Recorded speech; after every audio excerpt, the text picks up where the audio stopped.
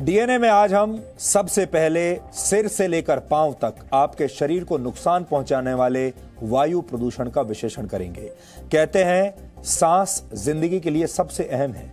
इसे जीवन की डोर कहा जाता है। जिस क्षण कोई व्यक्ति सांस लेना बंद कर देता है, यह मान लिया जाता है कि उसकी मृत्यु हो चुकी है। लेकिन अगर हम ये कहें कि जो सांस आप ले रहे हैं वही आपकी जिंदगी को खत्म कर रही है, तो आप शायद चौंक जाएंगे। लेकिन यही सच है। आप हर एक सांस के साथ मौत की तरफ धीरे धीरे बढ़ रहे हैं। आपका पूरा शरीर प्रदूषण की गिरफ्त में आ चुका है। इसलिए इस तरह के जो मास्क हैं अब लोगों की जिंदगी का अहम हिस्सा बनते जा रहे हैं। ये जो मास्क आज मैं आपके लिए खास तौर पर लेकर आया हूं, अब कुछ दिनों के बाद आपको ये सुबह से शाम तक अपने चेहरे पर लगाकर रखने पड़ेंगे अगर आप जिंदा रहना चाहते हैं तो। लेकिन ये मास्क भी आपको इस बात की गारंटी नहीं दे सकते कि आपको पोल्यूशन की वजह से कैंसर जैसी बीमारी नहीं होगी। आपका दिमाग, आपकी आंखें, आपका गला, आपके फेफड़े, आपका दिल, किडनी, लिवर, यहां तक कि आपकी त्वचा, सब कुछ पोल्यूशन की भेंट धीरे धीरे चढ़ रहे हैं। आप सोच रहे होंगे कि ये सब बताकर आज हम आपको इस समय डरा क्यों रहे हैं। हम आपको आज डरा नहीं रहे, बल्कि सख्त चेतावनी दे रहे हैं। और ऐसा हम इसलिए कर रहे हैं क्योंकि हमारे देश में जानलेवा प्रदूषण के बारे में कोई बात नहीं करता। संसद में इस पर बहस नहीं होती। कोई बुद्धिजीवी, कोई सेलिब्रिटी इसे लेकर ओपन लेटर नहीं लिखता। टेलीविजन स्टूडियोज में इस बारे में डिबेट नहीं होते। ये मुद्दा गायब है मीडिया से भी। लेकिन आज के बाद ऐसा नहीं होगा, क्योंकि अगर देश का सिस्टम, सरकारें और आम लोग इस विश्लेषण को ध्यान से देखेंगे तो सबको मिलकर ये हालात बदलने ही पड़ेंगे, क्योंकि मामला अब बहुत गंभीर हो चुका है। देश की राजधानी दिल्ली में एक 28 साल की लड़की लंग कैंसर का शिकार हुई है। जब ये लड़की डॉक्टर के पास गई तो उसे पता लगा कि वो सिगरेट नहीं पीती, उसके परिवार में कोई धूम्रपान नहीं करता। इसके बावजूद इस लड़की को कैंसर जैसी जानलेवा बीमारी हो गई है, और वो भी लंग कैंसर। लड़की का इलाज करने वाले डॉक्टर का कहना है कि ये लंग कैंसर वायु प्रदूषण की वजह से हुआ है। डॉक्टरों के मुताबिक हर महीने फेफड़ों के कैंसर के 2 या 3 ऐसे मामले अब सामने आ रहे हैं जिनमें मरीज सिगरेट नहीं पीते, धूम्रपान नहीं करते, फिर भी लंग कैंसर हुआ है। ये बहुत डराने वाली स्थिति है, क्योंकि अगर आप धूम्रपान नहीं करते, तंबाकू नहीं चबाते और अपनी सेहत का पूरी तरह ध्यान रखते हैं, तो भी अब इस बात की कोई गारंटी नहीं कि आपको कैंसर नहीं होगा। हम ऐसा क्यों कह रहे हैं, इसे साबित करने के लिए मैं आपको एक उदाहरण देना चाहता हूं। प्रदूषण पर निगाह रखने वाली एक संस्था बर्कले अर्थ के मुताबिक अगर हवा में PM 2.5 कणों की मात्रा सिर्फ 22 भी है, जो कि बहुत कम मानी जाती है, तो ऐसी हवा में सांस लेना भी एक सिगरेट पीने के बराबर है। पृथ्वी विज्ञान मंत्रालय के मुताबिक आज दिल्ली की हवा में PM 2.5 कणों की औसत मात्रा 60 है। और दिल्ली के नजरिए से अगर देखा जाए तो आज हवा में प्रदूषण की मात्रा बहुत ही कम है। और ऐसा इसलिए है क्योंकि इन दिनों दिल्ली और आसपास के इलाकों में बारिश हो रही है। इसलिए सरकार को बधाई देने की जरूरत नहीं है। जो ये प्रदूषण कम हुआ है दिल्ली में, इसमें सरकार का कोई हाथ नहीं है, प्रकृति का हाथ है। बारिश हो रही है इसलिए प्रदूषण कम है। लेकिन बर्कले अर्थ के मुताबिक ये भी, यानी जो आज का जो प्रदूषण है, इतने प्रदूषण में भी अगर आप सांस ले रहे हैं तो ये भी 3 सिगरेट पीने के बराबर है। यानी दिल्ली में हर वक्त हर व्यक्ति ना चाहकर भी धूम्रपान कर रहा है। भयंकर प्रदूषण वाले दिनों में दिल्ली का एयर क्वालिटी इंडेक्स 400 तक पहुंच जाता है, कई बार 400 के ऊपर भी पहुंच जाता है। ऐसी हवा में सांस लेना हर रोज 18 से 20 सिगरेट पीने के बराबर है। और ये सिगरेट सिर्फ आप नहीं पी रहे हैं, आपके बच्चे भी पी रहे हैं, चाहे वो कितने भी छोटे हों। यानी दिल्ली में पैदा होने वाला हर बच्चा अपने जन्म के साथ ही, जन्म लेते ही प्रतिदिन 15 से 20 सिगरेट पीना शुरू कर देता है। यह हाल सिर्फ दिल्ली का नहीं है, बल्कि देश के तमाम शहरों का है। इसलिए आप देश के किसी भी शहर में रहते हो, आपका भी यही हाल होगा। इसीलिए आप इसे भारत का धूम्रपान काल भी कह सकते हैं, जहां हर व्यक्ति कम से कम 1 पैकेट सिगरेट हर रोज पीने पर मजबूर है।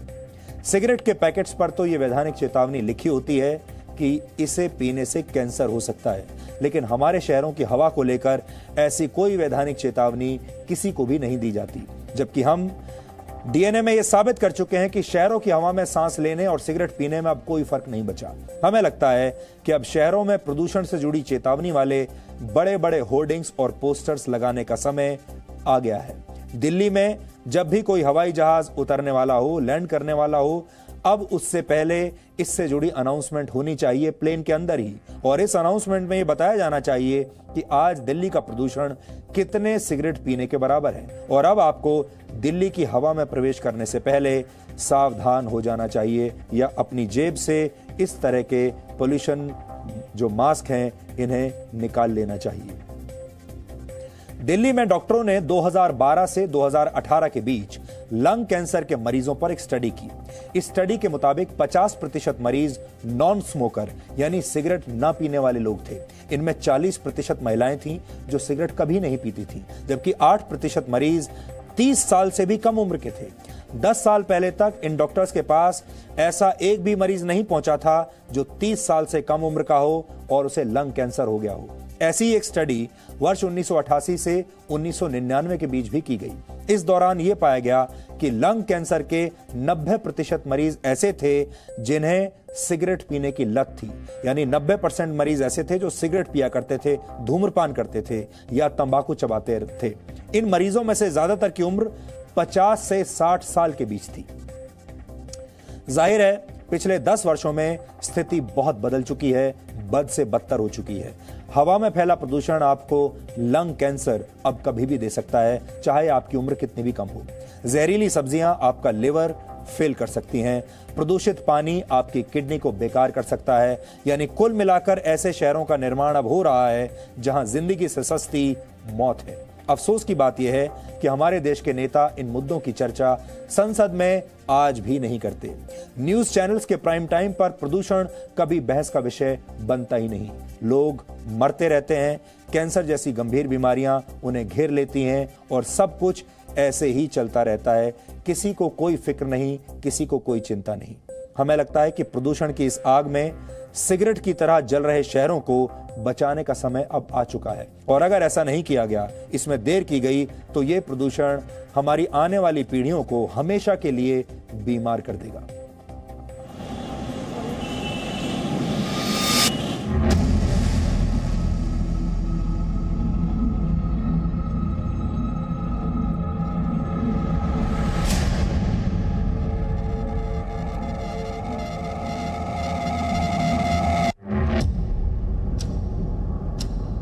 वैधानिक चेतावनी, अब सिगरेट पिए बिना भी कर्क रोग हो सकता है।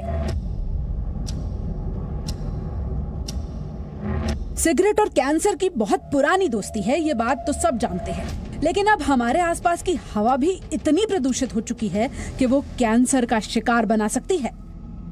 ऐसा ही एक मामला दिल्ली में सामने आया।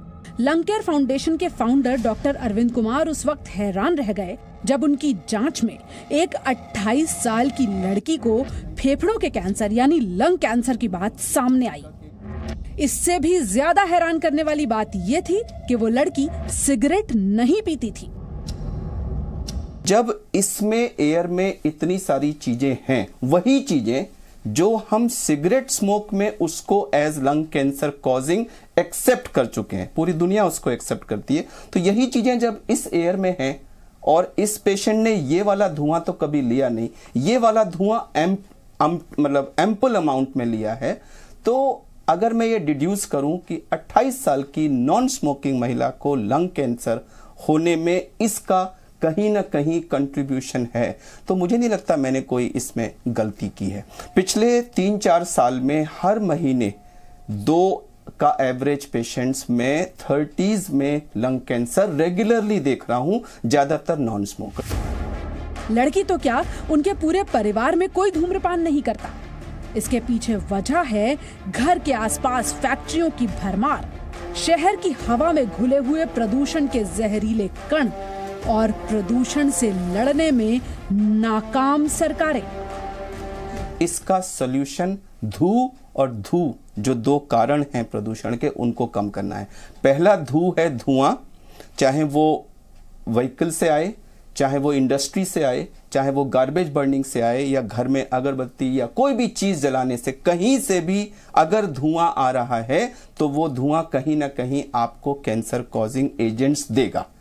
उसी तरह से धूल जो दूसरा कारण है पोल्यूशन का, इसी धू में इसका सॉल्यूशन भी निहित है कि अगर देश के 130 करोड़ लोग ये ध्यान देकर कि यस ये समस्या है, ये समस्या हमारी प्रेजेंट जनरेशन को और उससे ज्यादा जो हमारी फ्यूचर जनरेशन है, यानी कि हमारे बच्चे जो हमारी सबसे बड़ी धरोहर है, उसको बैडली इफेक्ट कर रही है और हमें इसको पब्लिक हेल्थ इमरजेंसी ट्रीट करके तुरंत इसके बारे में कुछ करना है। और उसका उपाय बड़ा सिंपल है कि कहीं भी आपको धूल दिखे और कहीं भी धुआं दिखे, उसको अगर आप थोड़ा सा भी कम कर देंगे तो वो माय सॉल्यूशन टू पॉल्यूशन होगा। गैस चैम्बर बनती जा रही दिल्ली तो सिर्फ एक उदाहरण है। देश के तमाम बड़े शहर जितनी तेजी से विकसित हो रहे हैं, उतनी ही तेजी से प्रदूषण का पंजा भी लोगों का दम घोट रहा है। शहरों में रहने वाले लोगों की आंखों में जलन होती है, गले में खराश, सीने में दर्द और तमाम तरह की परेशानियां। लेकिन सब कुछ ऐसे ही चलता रहता है जैसे सांस के साथ प्रदूषण भी जिंदगी का हिस्सा बन चुका हो। बड़े लोग हैं 80 साल से उम्र के ज़्यादा के और 5 साल से नीचे के छोटे बच्चे हैं, वहाँ इनके लंग्स इफेक्टेड हैं। वो छोटे बच्चों का हम इलाज नहीं करवाते जब तक दिक्कत नहीं होती, otherwise most of them are asthmatic. 100 metre बच्चे भागते हैं, सांस चढ़ जाते हैं। जब मैं सांस लेती हूँ तो मेरे को बहुत ज़्यादा सांस लेने में दिक्कत होती है और मैं अच्छी तरह से ले भी नहीं पाती हूँ।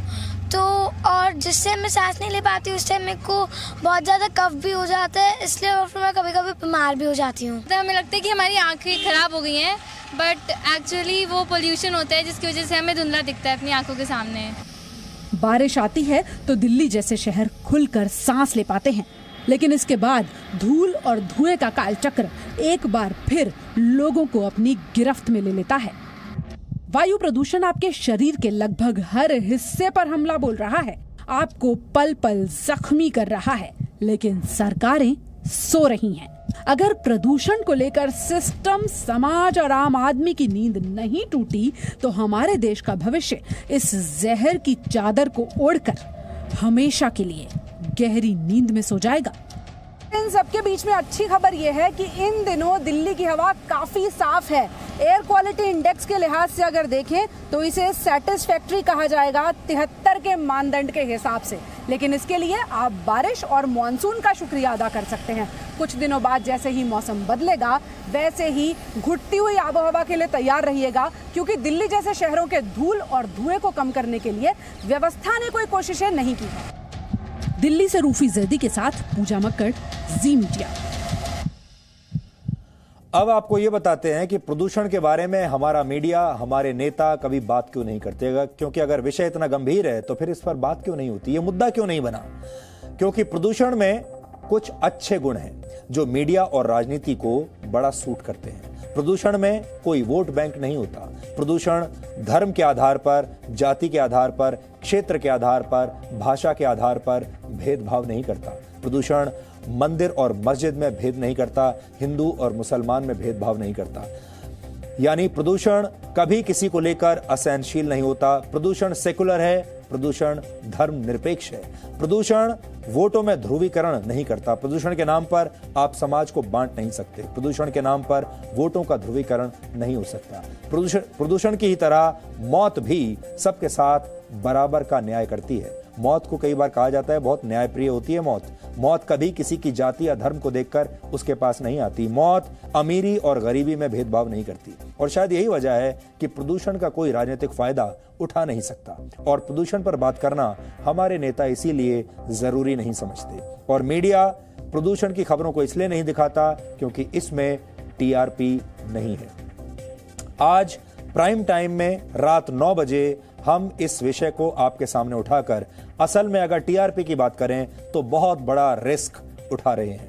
हो सकता है आज जी न्यूज की टीआरपी बहुत कम हो जाए, क्योंकि हम ऐसे विषय को लेकर आए हैं जिसे बड़े बड़े एक्सपर्ट्स मानते हैं कि इसकी कोई टीआरपी नहीं, इसे कोई नहीं देखेगा। लेकिन हम देखना चाहते हैं, जानना चाहते हैं क्या वाकई ये सही है कि अगर आज हम आपके स्वास्थ्य के बारे में बात कर रहे हैं, आपके अगली नस्लों के बारे में बात कर रहे हैं, तो क्या आप ऐसे कार्यक्रम नहीं देखेंगे। हम ये जानना चाहते हैं, देखना चाहते हैं। इसी साल IQ Air नामक एक संस्था द्वारा की गई एक स्टडी के मुताबिक दुनिया के सबसे प्रदूषित 10 शहरों में से 7 भारत के हैं और सबसे प्रदूषित दुनिया के 30 शहरों में से 22 शहर भारत के हैं। इस रिसर्च में गुरुग्राम को दुनिया का सबसे प्रदूषित शहर माना गया है। गुरुग्राम वो जगह है जहां पर दुनिया की बड़ी बड़ी मल्टीनेशनल कंपनीज के हेडक्वार्टर्स बने हुए हैं। भारत में उनके दफ्तर गुरुग्राम में मौजूद हैं। 2018 में गुरुग्राम में प्रदूषण का स्तर सेफ लेवल से 13 गुना ज्यादा था।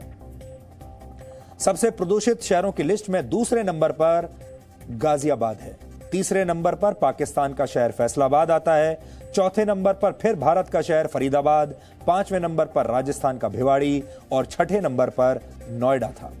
दिल्ली इस लिस्ट में 11वें नंबर पर थी। यह रिसर्च हवा में PM 2.5 कणों की मात्रा के आधार पर की गई थी। ये कण इतने बारीक होते हैं कि सांस के साथ आपके शरीर में प्रवेश कर जाते हैं और फिर आपके खून में शामिल होकर आपके शरीर के लगभग हर अंग पर हमला कर देते हैं। इसी रिपोर्ट के मुताबिक दुनिया भर में हर साल 70 लाख लोग प्रदूषण की वजह से मारे जाते हैं। इससे लोगों की औसत उम्र भी करीब 2 वर्ष कम हो जाती है। वर्ल्ड बैंक की एक रिपोर्ट के मुताबिक प्रदूषण की वजह से भारत की GDP को 8.5% का नुकसान होता है। ये 15 लाख करोड़ रुपए के बराबर है। आपको जानकर आश्चर्य होगा कि हमारे देश का रक्षा बजट इससे 5 गुना कम यानी 3 लाख करोड़ है। हमारे देश में नौकरियां कम हो रही हैं, लोग इसको लेकर बड़े चिंतित हैं। सबको अर्थव्यवस्था की बड़ी चिंता आजकल लगी हुई है और विपक्षी नेता लगातार ये कह रहे हैं अर्थव्यवस्था खराब हो रही है, नौकरियां नहीं आ रही, लोगों के पास नौकरियां नहीं है, काम नहीं है। लेकिन इस बात की फिक्र किसी को नहीं कि प्रदूषण लोगों को नौकरी करने के लायक अब छोड़ेगा नहीं। प्रदूषण से अर्थव्यवस्था को हो रहा इतना बड़ा नुकसान भी किसी को दिखाई नहीं देता और हो सकता है आने वाले दिनों में, आने वाले वर्षों में नौकरियां तो आ जाएंगी लेकिन नौकरी करने वाले लोग शायद नहीं बचेंगे, या तो वो जिंदा ही नहीं होंगे और जिंदगी भी अगर जिंदा भी हुए तो ऐसी जिंदगी जी रहे होंगे कि वो नौकरी के काबिल नहीं बचेंगे। स्टेट ऑफ ग्लोबल एयर 2019 नामक रिपोर्ट के मुताबिक वर्ष 2017 में प्रदूषण से भारत में 12 लाख लोगों की मौत हुई थी। यानी हर महीने प्रदूषण हमारे देश में 1 लाख लोगों की जान ले रहा है। हर रोज इससे 3000 से ज्यादा लोग मर रहे हैं। यानी हर घंटे प्रदूषण 140 लोगों की बलि ले रहा है। और ऐसे बहुत सारे हजारों लाखों लोग होंगे जो मर रहे होंगे लेकिन उनके बारे में यह पता नहीं चलता कि ये असल में प्रदूषण की वजह से मर रहे हैं, क्योंकि प्रदूषण से आपको कोई दूसरी बीमारी होती है, आपका कोई दूसरा अंग काम करना बंद कर देता है और मृत्यु हो जाती है और लोग समझते हैं कि उस बीमारी की वजह से, मान लीजिए आप कैंसर की वजह से किसी की मौत हुई लेकिन कैंसर हुआ प्रदूषण की वजह से। अब आप सोचिए कि प्रदूषण कैसे एक महामारी बन चुका है। इसे लेकर स्थिति आपातकाल जैसी हो चुकी है लेकिन इसके बावजूद किसी को कोई फर्क नहीं पड़ रहा। बारिश आती है तो प्रदूषण कम हो जाता है, लोग खुश हो जाते हैं, बीमार लोगों की सेहत भी कुछ दिनों के लिए सुधरने लगती है लेकिन फिर कुछ दिनों के बाद प्रदूषण पूरी ताकत के साथ वापस लौटता है। लोग अपने चेहरों पर मास्क लगाकर बाहर निकलते हैं और यह सिलसिला ऐसे ही चलता रहता है। लेकिन दुनिया के कई देशों में ऐसा नहीं होता। यूरोपियन यूनियन के देशों में पिछले 20 वर्षों में वायु प्रदूषण से होने वाली 5 लाख मौतों को टाल दिया गया, रोक दिया गया। ऐसा इसलिए संभव हुआ क्योंकि इन देशों ने प्रदूषण को लेकर बहुत ही कड़े नियम बनाए और उनका पालन करवाया। 1960 तक अमेरिका का कैलिफोर्निया शहर दुनिया के सबसे प्रदूषित शहरों में शामिल था लेकिन आज प्रदूषण से लड़ने के मामले में कैलिफोर्निया दुनिया का नेतृत्व कर रहा है। अमेरिका के इस राज्य में जब $1 प्रदूषण से लड़ने पर खर्च किया जाता तो वो $30 के रूप में वापस आ जाता है। ऐसा इसलिए होता है क्योंकि साफ हवा से लोगों की सेहत बेहतर होती है, रोजगार के नए अवसर पैदा होते हैं और लोगों की काम करने की क्षमता यानी प्रोडक्टिविटी बढ़ जाती है। $1 खर्च करते हैं, $30 वापस आते हैं। जाहिर है अगर नेताओं, सरकारों और प्रशासन के लोगों में इच्छा शक्ति हो तो प्रदूषण के खिलाफ यह युद्ध जीता जा सकता है, यह संभव है। लेकिन हमारे देश में प्रदूषण कभी चुनावी मुद्दा बना ही नहीं। पार्टियों के घोषणा पत्रों में 1 या 2 पंक्तियां इस विषय पर लिखकर खानापूर्ति कर दी जाती है। आप सोचिए कि अगर आज आपके लंग्स को यानी फेफड़ों को हर रोज 10 से 15 सिगरेट के बराबर धुआं सोखना पड़ रहा है तो आने वाले कुछ वर्षों में आपका क्या हाल होगा। अब आपको दिल्ली के एक अस्पताल के बाहर की तस्वीर दिखाते हैं। यहां 3 नवंबर 2018 को इंसानी फेफड़ों की एक रेप्लिका लगाई गई थी। जब यह रेप्लिका लगाई गई तब इसका रंग सफेद था, लेकिन 5 दिन बाद ही दिल्ली के प्रदूषण ने इसे पूरी तरह से काला कर दिया। इसलिए हमें लगता है कि अब प्रदूषण से बचाने वाले मास्क अब किसी को दिए जाने वाला सबसे अच्छा गिफ्ट या तोहफा बन सकते हैं। इस तस्वीर को आप ध्यान से देख लीजिए।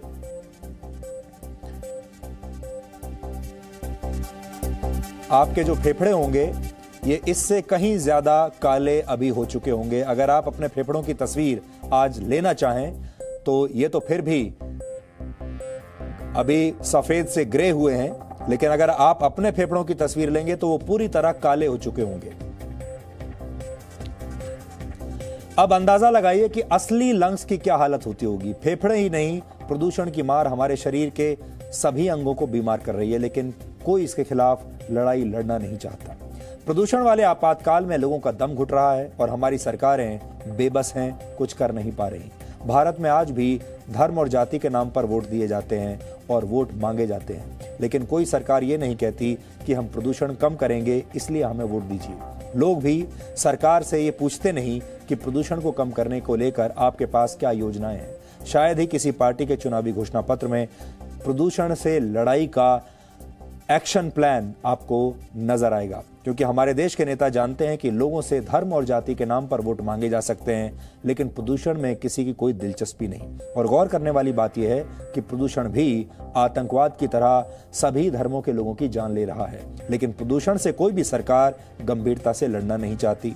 हमें लगता है ये एक तरह का अदृश्य आतंकवाद है और हमें इससे लड़ना ही होगा। इसलिए अगली बार जब कोई नेता आपसे वोट मांगने आए तो उससे आप ये जरूर पूछें कि प्रदूषण को लेकर, प्रदूषण को कम करने को लेकर आपके पास क्या योजना है। हमें लगता है कि धर्म और जाति से ऊपर उठकर प्रदूषण जैसे विषयों को मुद्दा बनाया जाना चाहिए, ताकि देश के लोगों को, आप सबको स्वच्छ हवा में सांस लेने का समान अधिकार मिल पाए, और यही सही मायनों में स्वराज होगा। और अब आपको बताते हैं कि समस्या का हल क्या है, क्योंकि समस्या तो हमने आपको बता दी। अब आपको क्या करना चाहिए, सरकार को क्या करना चाहिए। इस समस्या का हल है प्रदूषण के खिलाफ युद्ध स्तर पर काम करना। इसके लिए सबसे पहले वाहनों से पैदा होने वाले प्रदूषण को हमें कम करना होगा। सरकार 2030 तक इलेक्ट्रिक वाहनों को बढ़ावा देकर पेट्रोल और डीजल गाड़ियों पर रोक लगाना चाहती है। ये एक अच्छी पहल है, लेकिन इसके लिए हमारे देश को एक बहुत बड़ा इंफ्रास्ट्रक्चर चाहिए, जो शायद अभी हमारे पास नहीं है। प्रदूषण फैलाने वाले उद्योगों पर भारी जुर्माना लगाकर भी इस समस्या को कम किया जा सकता है। चीन जैसे देशों में जब प्रदूषण का स्तर बहुत ज्यादा हो जाता है तो वहां पोल्यूशन फैलाने वाली फैक्ट्रीज को सबसे पहले बंद किया जाता है, और अगर इससे भी काम ना चले तो पूरे के पूरे शहर को बंद कर दिया जाता है।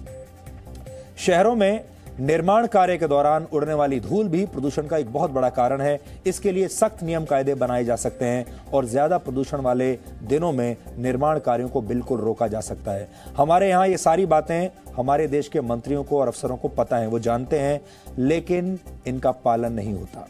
प्रधानमंत्री उज्ज्वला योजना जैसी स्कीम्स भी प्रदूषण को रोकने में मदद कर रही हैं। भारत वर्ष 2030 तक कार्बन एमिशन में 30 से 35% की कमी लाने का वादा कर चुका है, लेकिन हमें लगता है कि ये सब और जल्दी करना होगा, क्योंकि प्रदूषण लोगों की जान लेने से पहले स्थिति में सुधार का इंतजार नहीं करता।